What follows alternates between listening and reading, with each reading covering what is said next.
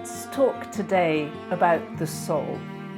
I'm not going to pretend that I know all about the soul because I don't think that anybody really does. But I'm going to share some experience and I'm going to share some of the things that really make sense to me and are very clear to me about the soul. Of course, we're very much in the beyond intelligence territory here.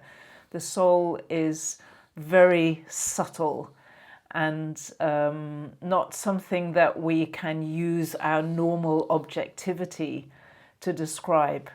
But having said that, it is something that we can experience very directly, and I think that's important.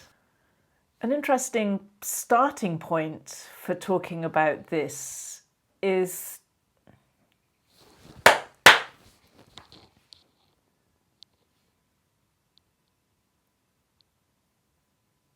it's interesting to start at the beginning of the human journey, which appears from everything that I've learnt to be led by the soul. So we could say that the soul is the part of us, the part of our being that leads the movement into physical human life. Obviously, souls do other things. They're not always human. They can go into other existences. But it does seem to come from the soul, this desire to experience itself in human form.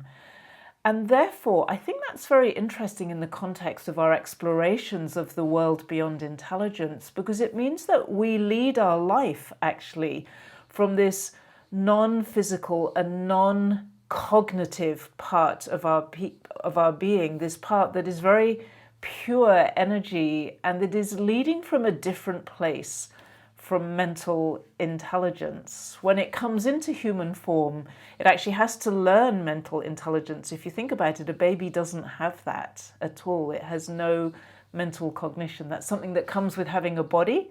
And it, of course, also has to learn how to inhabit a body and how to live in the space-time dimension that we have on this planet, which is different from the space-time dimensions in other parts of life and in other dimensions of life.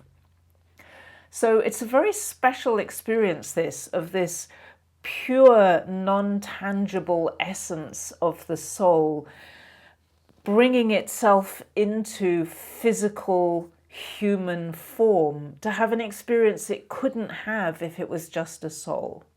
This, I think, is important because many people, when they talk about spirituality, it sounds like what they're saying is the soul is desiring to experience what it already experiences at a soul. It's looking to be eternal. It's looking to experience joy. And in a way, we can say that's what the soul already is experiencing.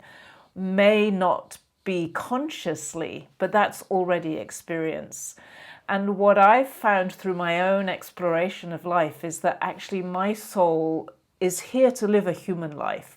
And yes, in the course of that human life, it's going to be able to experience its eternality or its immortality, because it's in a non-eternal experience here, because we get born and we die.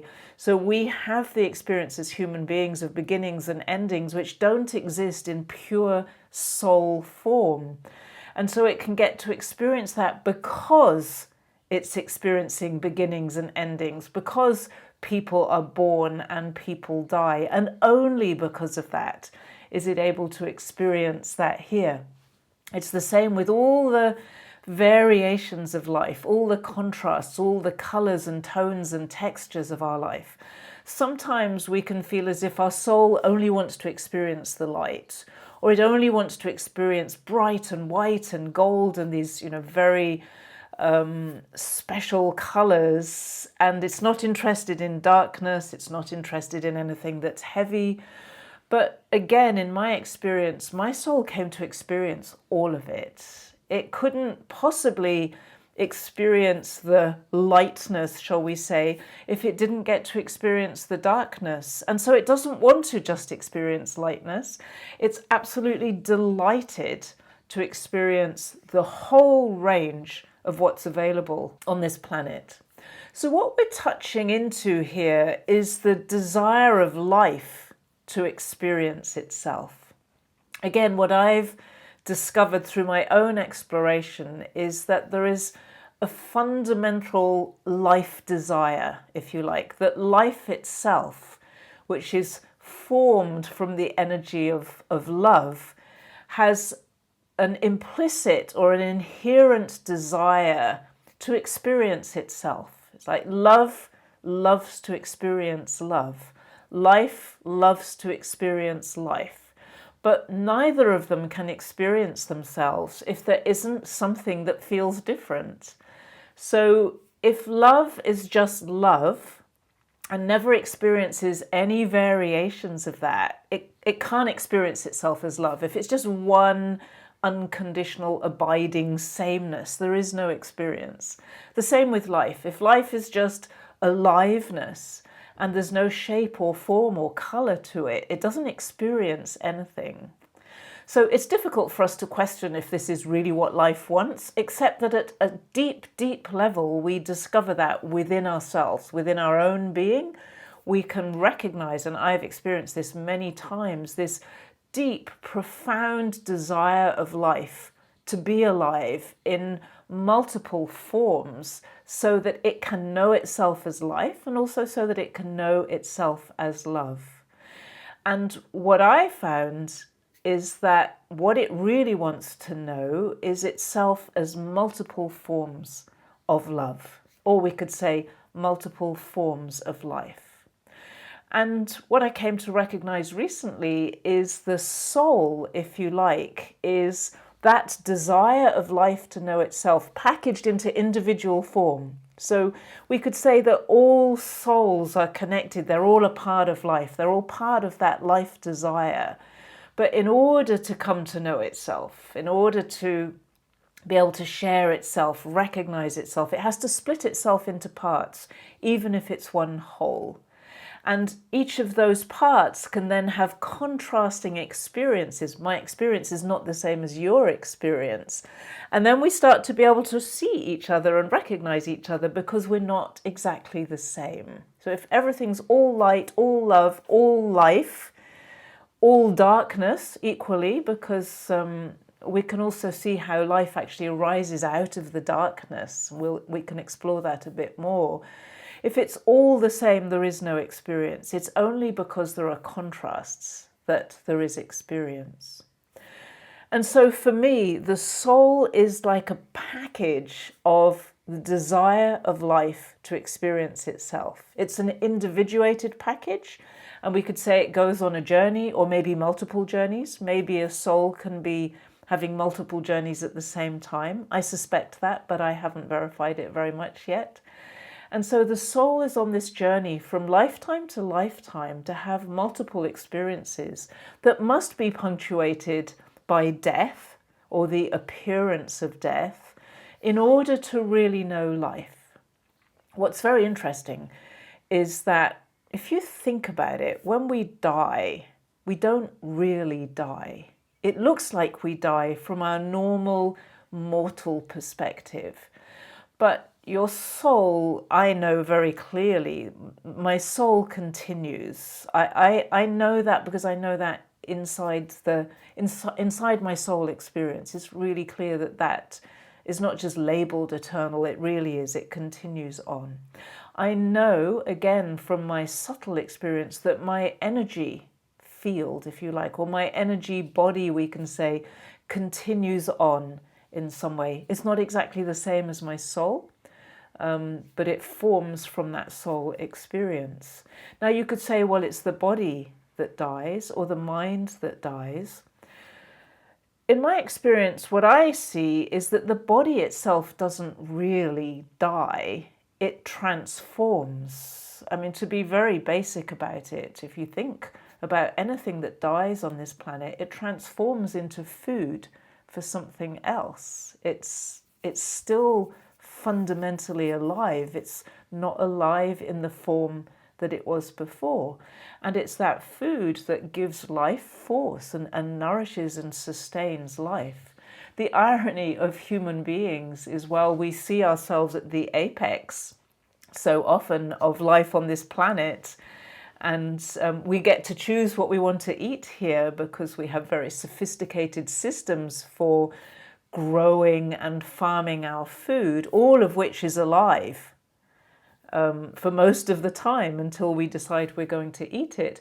We become food for bacteria and maggots and other things. I don't want to talk about it too much, but for things that we think of as being at the bottom of the heap in a way. We put ourselves at the top and we put all of those forms that feed on dead bodies kind of at the bottom of our triangle. So there's a beautiful irony in the circulation of life here, that from this apparent top position, I mean, we do have a lot of power as human beings, but we don't have ultimate power because the sun is much more powerful, water is much more powerful, a tree is much more powerful if it falls down you or on your house. Whole species are very powerful on this planet. So we've really misunderstood our power anyway. But if you just take it from the way we look at it, our body doesn't really die. It just becomes food for other forms of life, which become food for other forms of life, which become food for other forms of life, and so on and so forth, and ultimately become food for human beings again as well. So we can see the circularity of life. And so what I realized is that the contrast that life experiences on this planet is not the contrast really between life and death, life and not life, no life. It's between different forms of life. So everything we see that we describe as both dead and alive is actually always alive. Everything here is alive. Everything is made of energy. Everything is in movement all the time. Stones and rocks and metal, things that are very hard and appear very static to us under a microscope, are full of movement. So once we recognize that, we realize that life here turns itself into multiple different forms of life that are all always living, but give the appearance by changing their state of not living. And that enables us as souls in human bodies to have the experience of living and to have the experience of not living whilst everything is actually still living. This is really important because if you believe or you're taught about death in such a way that it's not true actually, and that somehow it's just a complete final ending and there's no existence anymore, it plays havoc with your experience of life. It creates a very merciless life and ultimately very pointless life. Whereas if you directly experience inside yourself the eternal nature of life and the eternal nature of the soul, you're then able much more smoothly to navigate the beginnings and endings of life as we know it. And if you think about it, life as we know it is being born and dying all the time. Yesterday has already died. Today has been born. It's going to die, and there's going to be another day. Every tree, every plant, every animal that comes through our lives is on this cycle of birth and death. And we can't get away from it, but we can have that deep inner experience of that eternal flow of life that actually never ends. And it gives us an enormous sense of comfort and connection and abiding aliveness that sits beneath the surface life and deathness of life. So let's come back to the soul. It seems to me that in order for the soul as a piece of life connected with all the other pieces of life comes into life and decides to take form. So in our case, it takes physical form, takes a mental form, it takes a spatial form and a time dimensional form, and we could probably look at some other aspects of that. It takes on colour and shape and 3D-ness. It takes on an environment, it takes on a history, it comes into a family that has a history and is going to create more history. So there's story, a soul is born into a living, breathing story that it then participates in and changes. When we start to see it this way, a lot of things start to make sense that are very difficult to make sense of otherwise. It makes sense of why some children have skills at an age that we don't expect them to have skills. We see this so often now through talent shows and through social media. We see very young children playing instruments or singing in ways that are completely impossible from just a pure, if you compare with any other baby or very young child. Yeah, and you can feel the depth of experience that sits underneath that ability and that it's come from prior experience. So this is interesting then, because it seems like we have the soul, which is this pure essence of the eternal being of life. Then the soul seems to bring with it a consciousness and an energy field which contains the story, the history, the past life from the past experience. And of course, not only past life experience, there's going to be other soul experiences that play into this. I think we're only on the very, very, very edge of exploring that kind of thing. But very fascinating to think about what else might your soul have experienced that you might not be able to translate into human life yet, because we have a language and our own history here and our own culture and learning that prevents us from being able to see a lot of other things. But of course, nowadays, with this trend, if you like, in developing intelligence beyond intelligence, different forms of knowing, more subtle forms of knowing, it becomes really possible that we can start to recognize information from other parts of our soul experience too. And that opens up such a vast vista of possibility for us for lifetime after lifetime after lifetime, both human and non-human. So it's difficult to go too far down that path because we need to live here as well and fully experience what we came here to experience as a soul for this time and for this particular iteration of life. So there's a consciousness and an energy field that comes with us. And of course, we're born into a collective consciousness and a collective energy field, which is also very interesting. And then there's the physical part that the soul gets born into, which comes at a genetic level from the two parents that form the body of the baby that holds the soul or is connected with the soul. And all of these things hang together and feed each other. And from this combination is born a mind that is able to interpret and communicate. And there are all kinds of things the mind does in here. And it becomes a very fascinating exploration to see how these different pieces play together. One piece that I'd really like to pay attention to is what I see as the desire of the soul, this desire for life, desire to know itself, to experience itself as life and as love. Especially love seems to be very important on this planet in human life.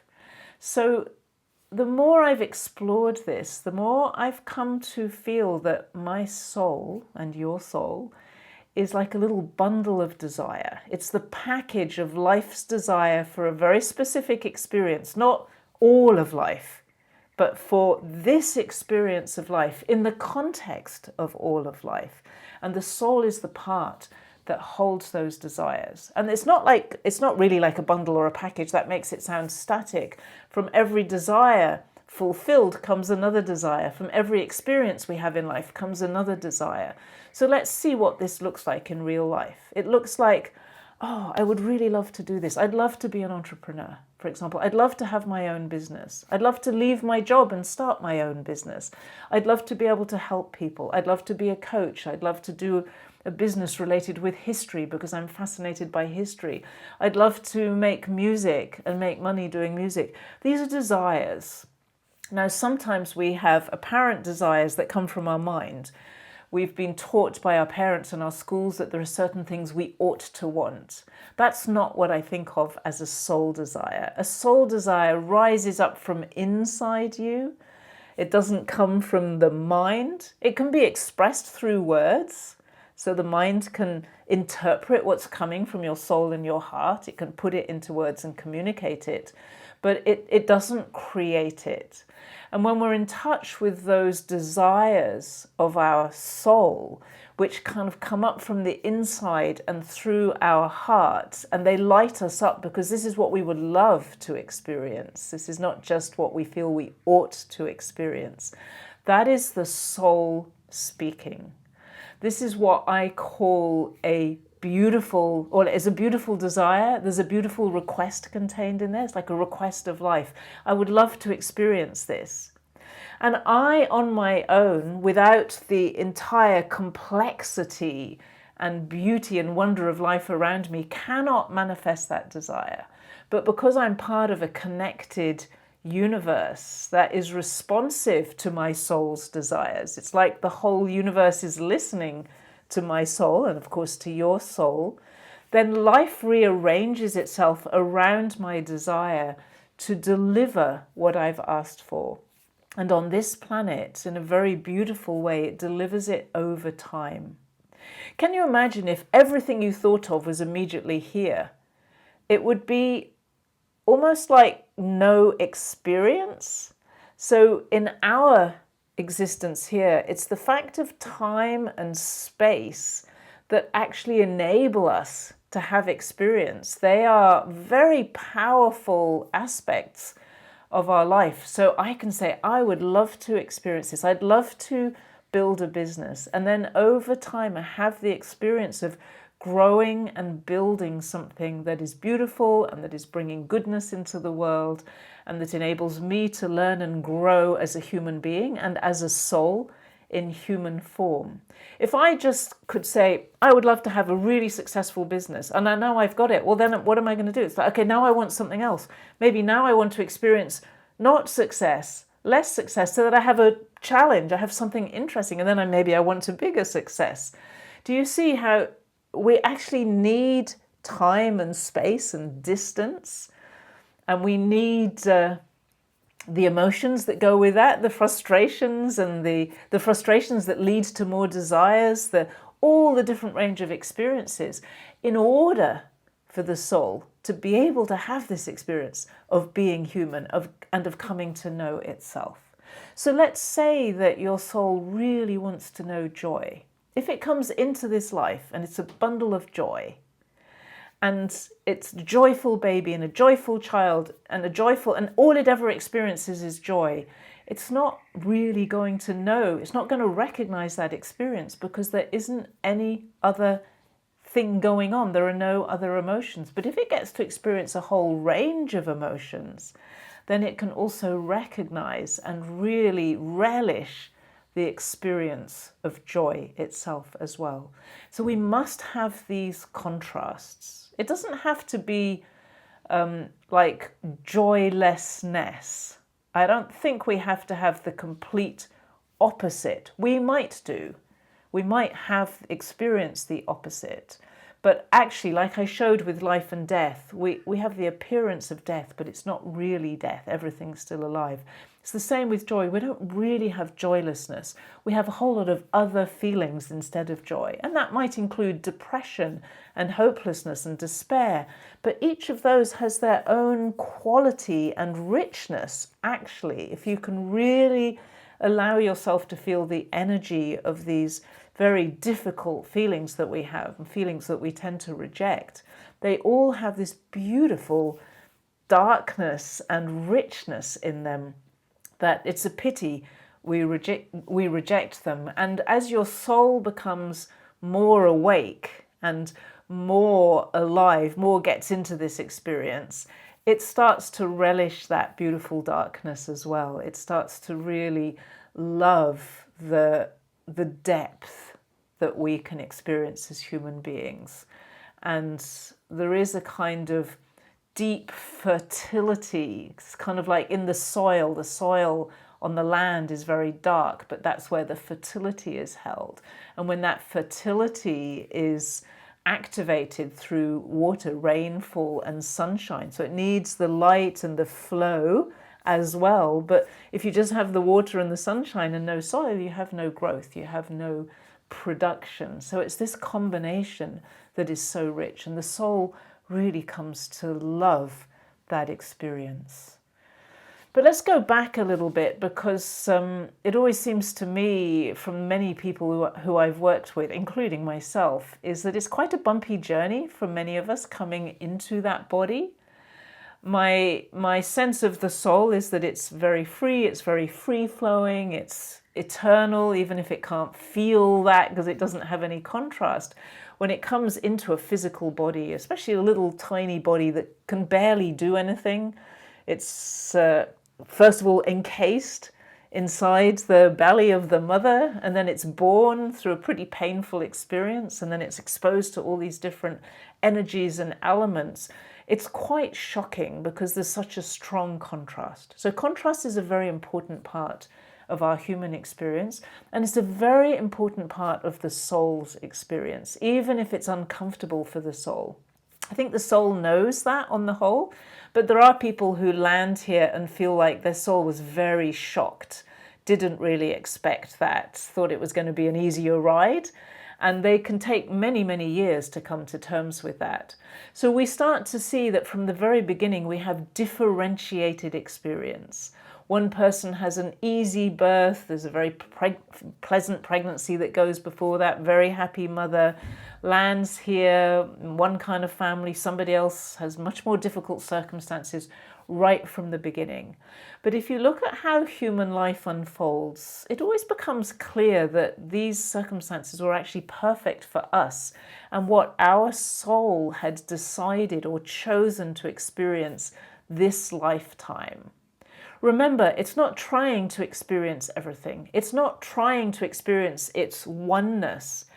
It experiences all of it. It's interested in all of it. So oneness is one experience that provides contrast to otherness and separation and connectedness and collaboration and all the variations of I don't know the right word for this, but all the variations of relationship in a way. So if we're only trying to experience oneness, we're only trying to kind of go back home is what people talk about. I think we're missing the point of being human. That oneness enables us to put our sense of separation in context.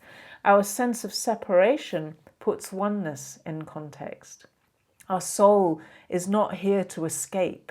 It's here to experience. And it's not here to have only one experience. It's here for a whole variety of experiences that can only happen in time and space.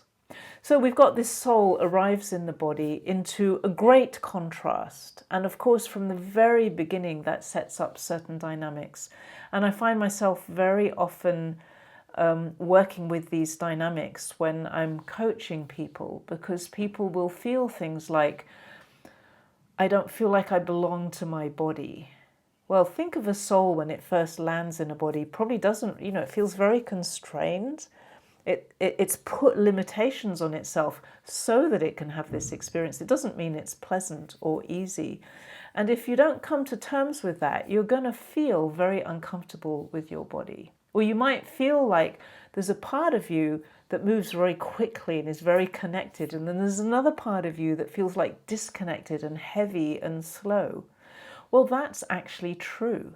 And that is the fundamental nature of life. Your soul is very flexible, it's intangible, it's a very subtle form of energy.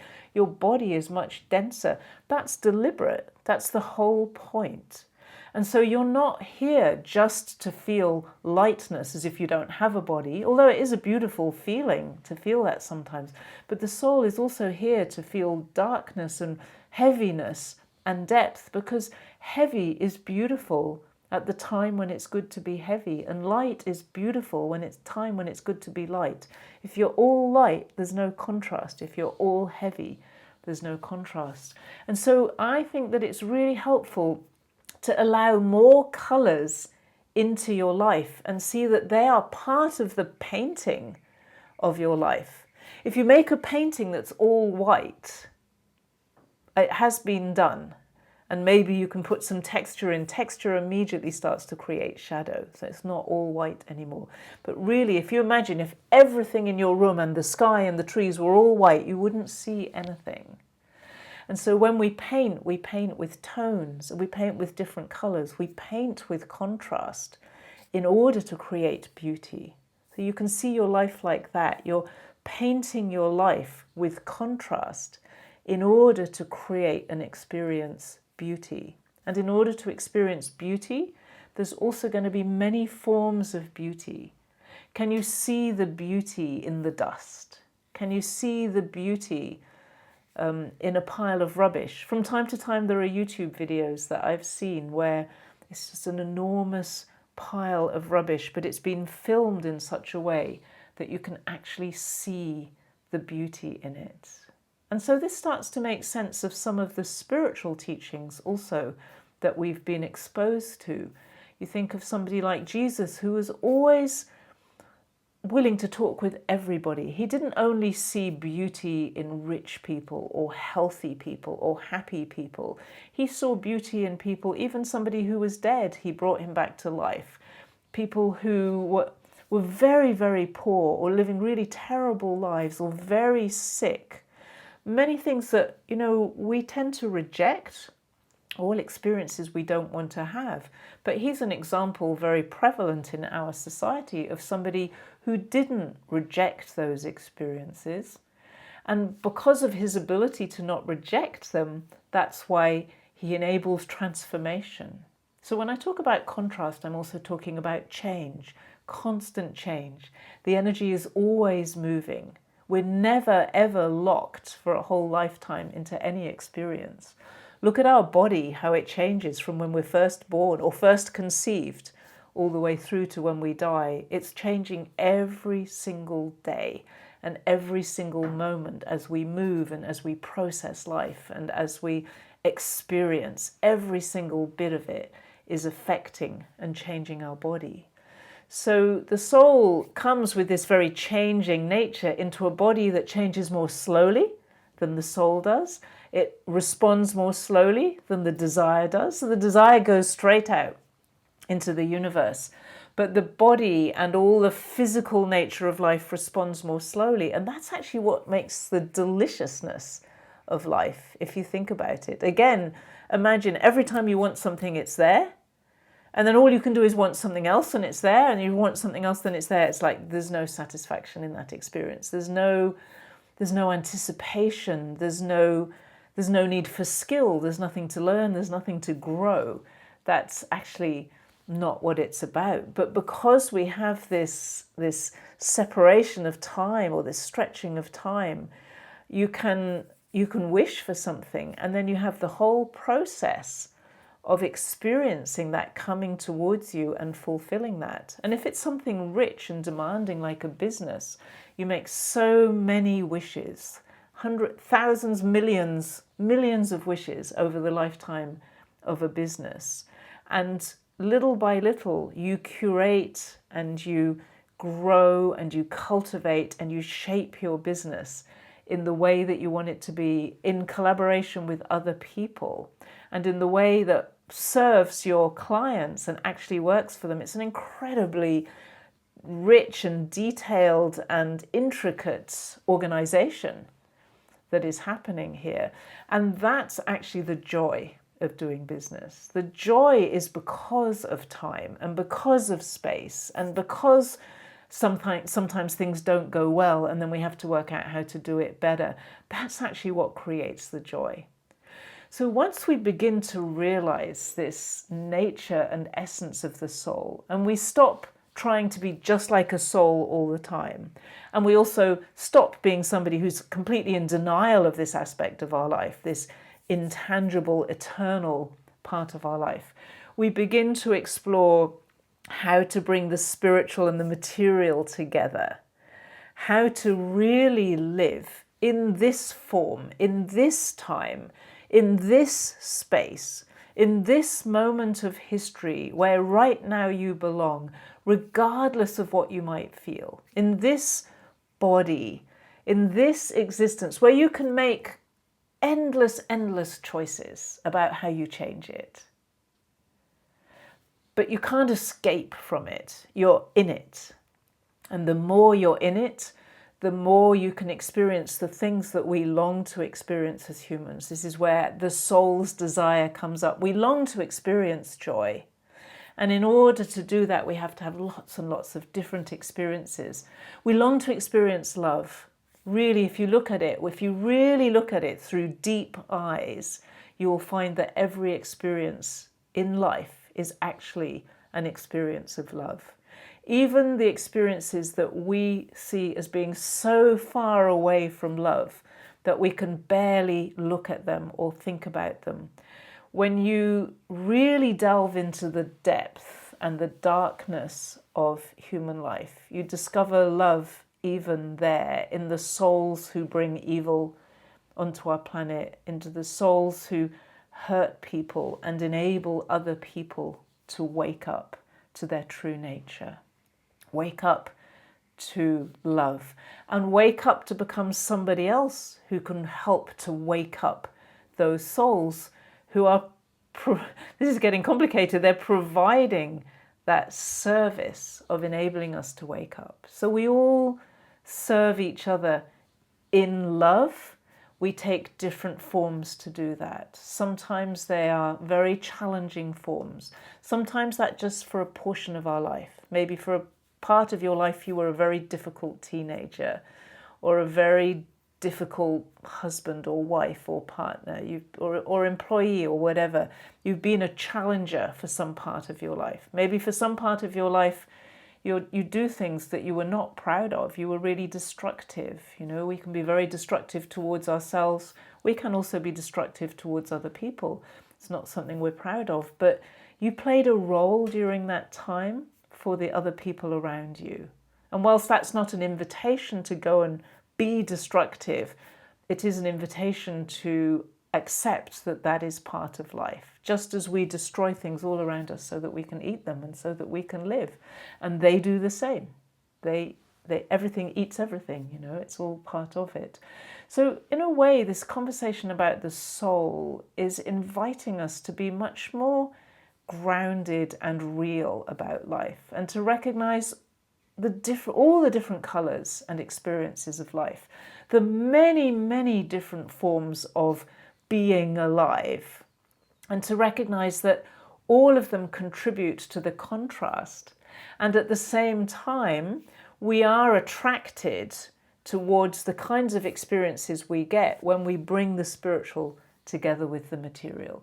This is where we really can experience peace. If the soul is eternal peace and the body is just constant movement and change, that it's not either of those that is the answer. But when we can bring peace, that beautiful peace from eternity, into our physical material world where people fight with each other and we fight with ourselves, that's real peace that you can experience. That's peace that you can relish it. It's like, yes, this is something that I know now. I really know it in my being. It's a very different experience.